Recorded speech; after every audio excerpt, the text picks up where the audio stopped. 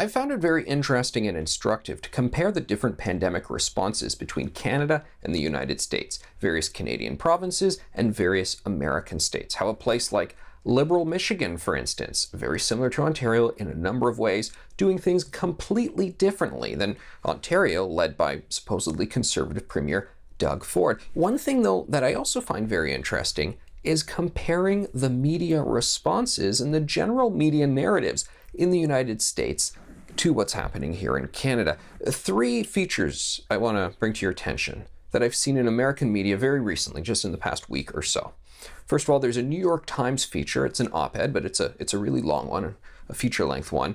A lady talking about her experiences as a more liberal-minded person living in Texas, and initially having some problems with the sort of anti-lockdown attitude in Texas, and they were one of the first to reopen and lift the mask mandates and so forth, but her coming to basically appreciate living in Texas and saying, hold on a second, is it maybe tribalism that is actually fueling a lot of our responses to all of this and fueling a lot of our perspectives and our attitudes, why we support or don't support lockdowns? Really interesting piece. There was another in The Atlantic, which, well, they're not generally considered this sort of far-right publication, about the liberals who can't quit lockdown. That was the headline. And they go on to say, progressive communities, this is the subheadline, have been home to some of the fiercest battles over COVID-19 policies, and some liberal policymakers have left scientific evidence behind. Well, so very respected mainstream magazine talking about why is it the progressives who are abandoning science. Here's an interesting one. Vice magazine, typically considered a pretty left-wing publication.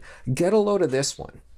People aren't addicted to wearing masks. They're traumatized. That's the headline. Subheadline say there's a glaring omission from the discussion about why some can't quit pandemic behaviors, the mental and emotional toll of the last year. So what's interesting about this Vice piece is they kind of take it as the starting point that, well, no, you shouldn't still be in love with lockdowns and you shouldn't be double masking and all this stuff. I mean, come on, look at the facts, look at the evidence. I mean, we got to evolve here, folks. But they take a very compassionate and sympathetic approach to people who are still committed to lockdowns, but basically say it's their own trauma, their own psychological problems. Basically, we have a sort of mental health challenge as to why some people are so deeply committed to still holding on to the lockdown mentality. Really interesting stuff. And I know Canada and the US are not 100% apples to apples comparisons, but let's be honest, there is a massive gulf here in these features that you find in American media compared to what we might be discussing here in Canadian media. Completely different,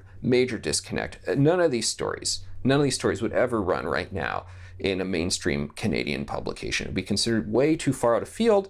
And yet this is not just, the regular conversation in America. This is something that liberal, that left-wing journalists are putting forward. Very interesting there. So yes, compare the responses in terms of the numbers and the lockdown approaches and so forth, America to Canada, but also take a look at the difference in the whole media conversation, the whole media attitude.